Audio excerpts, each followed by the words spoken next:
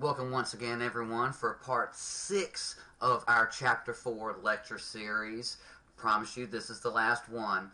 This one entitled Battle for the Continent, where we will be discussing the 7 Years' War, otherwise known as the French and Indian War, perhaps, arguably, the most significant event in colonial America prior to the American Revolution.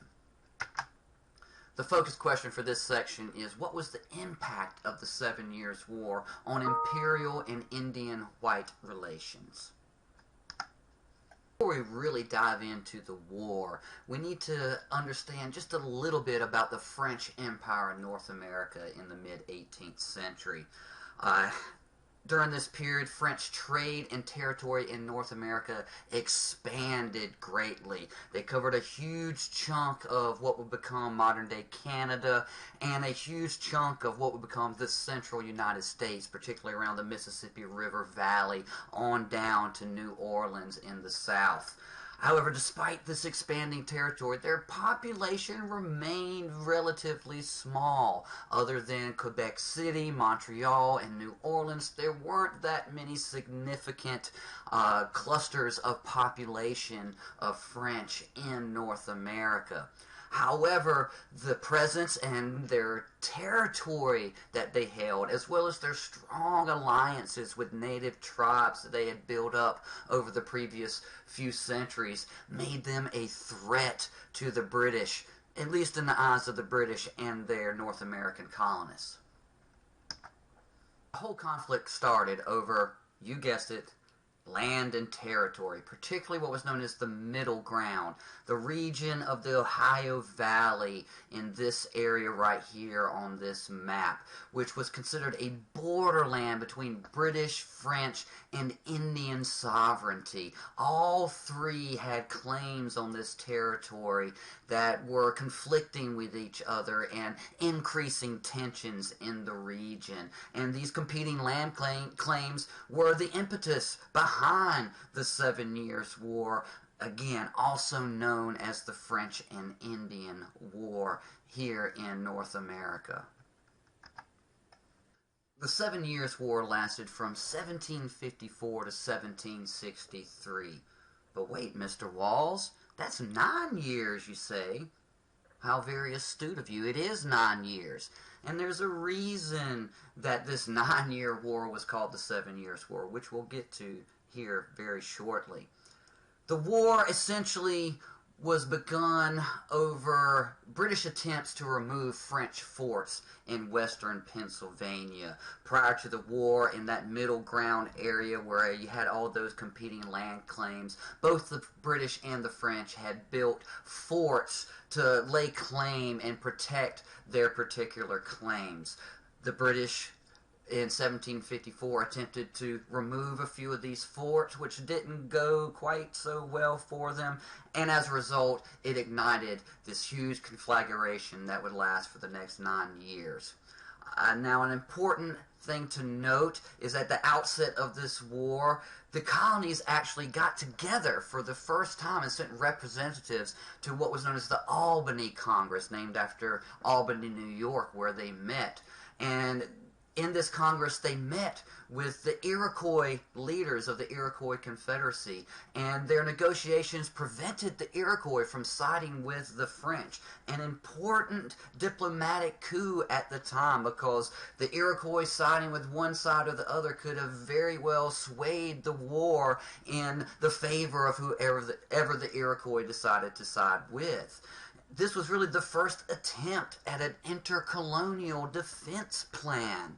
However, the attempt was rejected by colonial assemblies. The colonies still distrusted each other. There was still not this sense of a larger national American identity. Colonists very much identified with their individual colonies.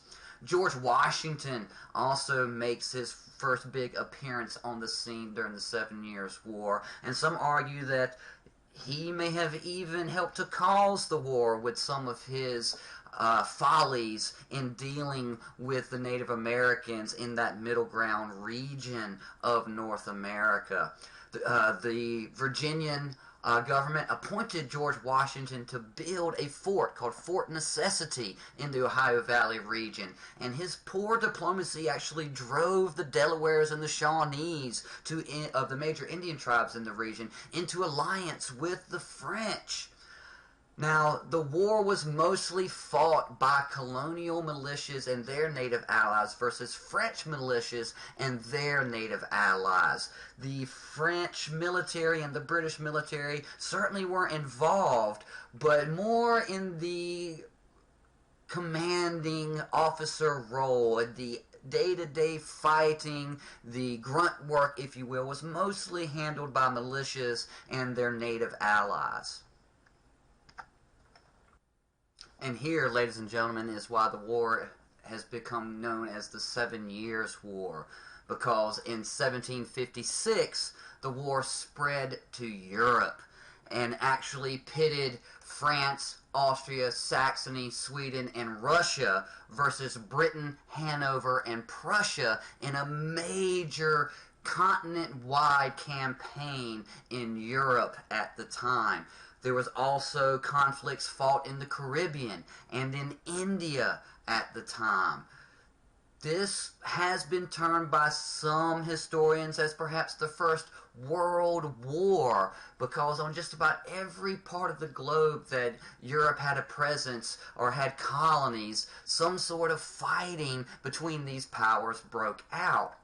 Now, in North America, the key victory was the fall of Quebec in 1759. The British forces were led by General James Wolfe, who actually died in the battle. And you can see here in this painting, which is a famous painting that displays the gallant general's death in this famous battle of the French and Indian or 7 Years' War. The war was ended in 1763 officially, even though by that time the fighting had pretty much petered out in North America, still carrying on to a considerable degree in Europe, but in North America it pretty much petered out not too long after the fall of Quebec. But the Treaty of Paris was signed in 1763, which formally ended the war. The result of the war and the Treaty of Paris in 1763 that ended it really signaled a shift in the global balance of power.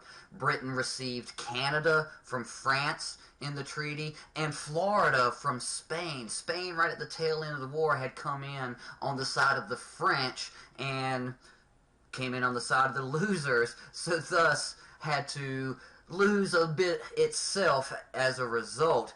But as a consolation prize, Spain got Louisiana from the French.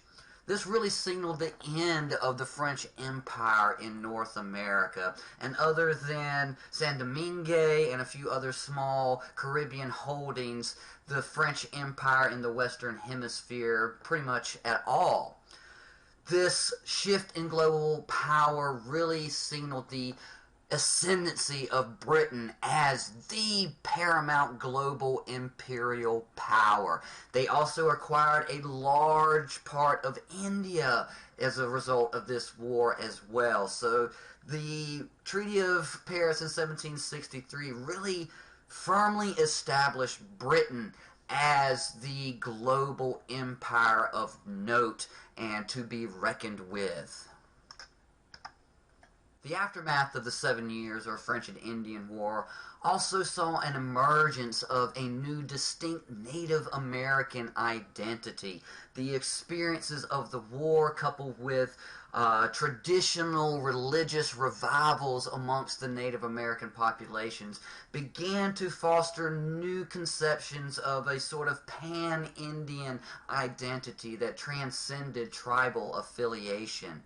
Now, although Indians fought on both sides of the war, large amounts of land were ceded to the British, and Indians became more dependent on Britain than ever before.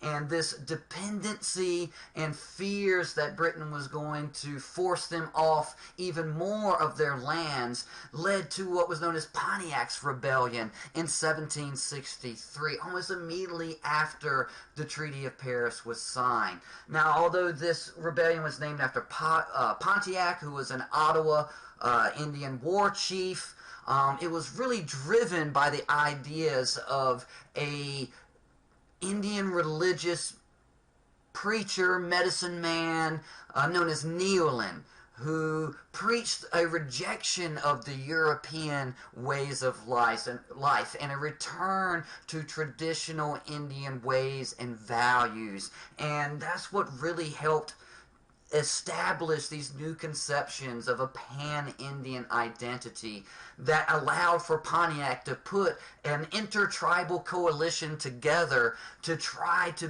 beat the British back from that middle ground area and push them back across the Appalachian Mountains into the eastern parts of North America and permanently lay claim to that middle ground for Native Americans in perpetuity.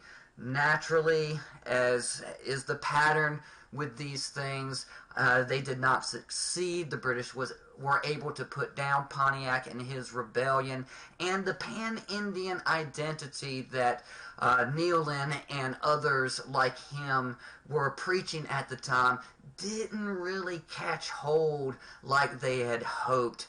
And tribalism among Native American societies was still very much the primary feature of Native American social and political organization and life. The war also created all sorts of new tensions between the British Empire and its North American colonies. The war put Britain very heavily into debt. All wars are expensive, and this one was especially so for Britain. It had essentially got what it wanted out of the war and firmly established itself as the preeminent imperial power, but that certainly came at quite a heavy cost to Britain and the British Treasury in particular. And Britain thought that the North American colonists should pay their fair share. After all, in the British mind, the war was fought to protect those British colonists from the ravages of the French and their Native American allies. Of course, the colonial counter to that was, well, we did most of the fighting.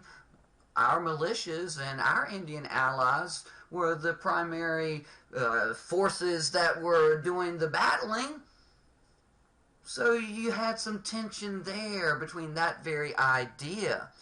Also further exacerbating the issue was in 1763 the British issued what has been known as the Proclamation of 1763. Now the British were very leery of new conflicts with Native Americans, particularly because of Pontiac's rebellion and the potential for further uprisings of that nature. So the British essentially drew a line right down the spine of the Appalachian Mountains and essentially outlawed colonial settlement west of the Appalachian Mountain chain.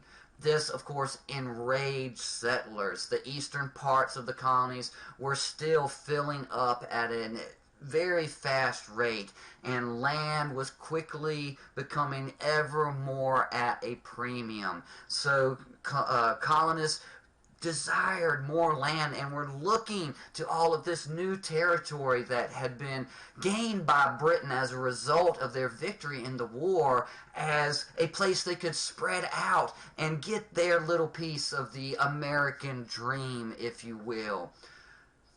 Most ignored the proclamation line. Again, laws are only as good as the enforcement of them. And Britain just did not have the infrastructure built up at the time to really effectively enforce that proclamation line. So, settlers continued to cross Appalachians and into the Ohio River Valley and other lands beyond, which of course created all sorts of new tensions between the Native Americans that were still there and the British government, who was trying to enforce this line as best as they could. that concludes the 6th and, yes, final part of our Chapter 4 lecture series. I hope you learned a lot. As always, study hard, and we'll see you soon.